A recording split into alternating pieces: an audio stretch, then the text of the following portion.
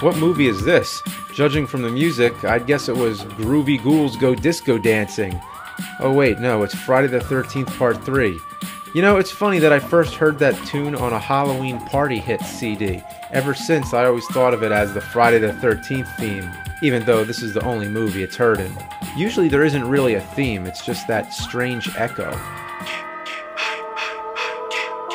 Anyway, Friday the 13th Part 3 was the first and only of the series to be shot in 3D. This was during the 80s revival of 3D after it had first been popularized in the 50s. And now, today, 3D is commonplace again because, I don't know, for some reason 3D comes into fashion once every 30 years. Who knows why. It was also part of the cliche of having Part 3 be in 3D, like Jaws 3D and Amityville 3D. Jason, you can't fight him. You can't stop him. And now, you can't even keep him on the screen. Friday the 13th, Part 3, in 3D. I do have to say it lives up to what it advertises, with things always coming at the screen. Nowadays, movies are always 3D even when they have no purpose to be. Some commend the 3D of some modern movies of not being gimmicky and enhancing the story more or whatever, but it's 3D. It's a fucking gimmick. Throw shit at the screen. That's the whole point.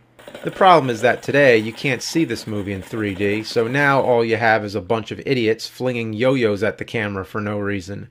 Sure, the Blu-ray set includes the 3D version, but it's the red and blue type. The glasses are included, which is cool that they made it to look like Jason's hockey mask, but I tried it out and everything still looks like double to me. I haven't been able to see anything look like it's popping off the screen at all. This is a movie that demands a proper 3D release on an actual 3D disc made for 3D televisions. Three-dimensional or not, the characters are just as two-dimensional as you'd expect. You have a bunch of stoners out on vacation, a biker gang who gives them a lot of trouble, and somewhere in the middle of it all, Jason Voorhees hacking them up.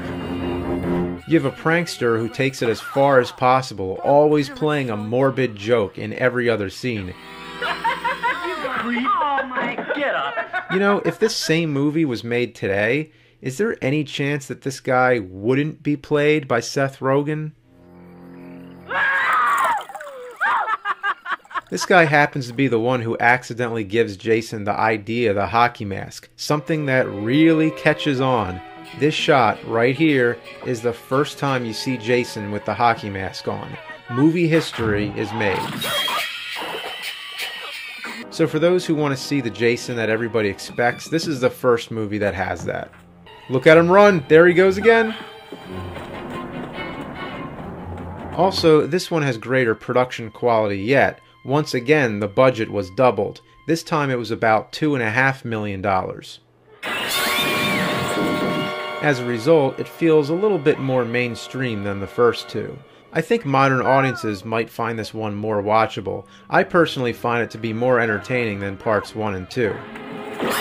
The kills are pretty good. Once again, there's no real reason why Jason kills everybody. I guess he just hates all people.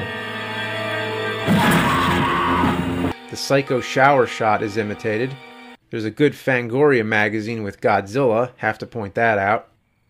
The sign in the store says Green Valley, New Jersey, so if you ever wanted to know where the Friday the 13th story takes place, there you go, although this movie was filmed in California. Some of it at Veluzay Ranch, where I've filmed at before. Strange to note that it takes place the following day after Part 2. I guess Saturday the 14th didn't sound quite as catchy. How did Jason grow into such a big hulking man all of a sudden? To make things even more confusing, one of the girls remembers being attacked by Jason years earlier, and according to the flashback, it's the same looking Jason that we see now. It's a tendency that the third installments in franchises like to employ retroactive continuity, like Son of Frankenstein, third in the Universal series, and Evil of Frankenstein, third in the Hammer series. The final chase scene is entertaining as always, but again full of slapstick moments. Jason gets beaten up way too much.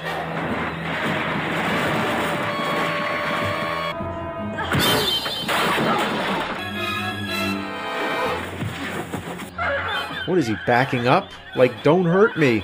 Jason's a pussy.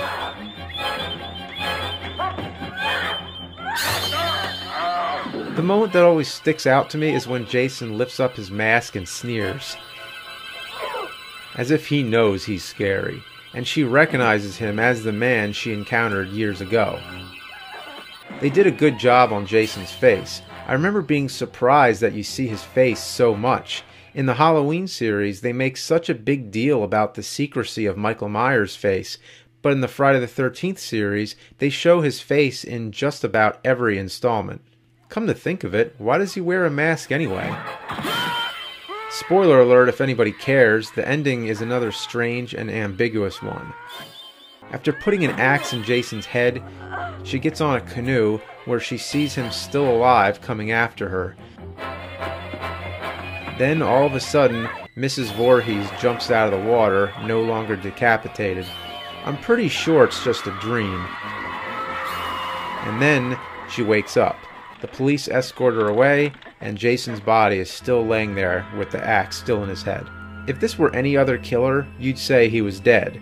But at the time, they had officially killed off Jason Voorhees. It's hard to believe that Part 3 was intended to be the last, to end it as a trilogy, but it was so successful that it went on. You just can't keep Jason down.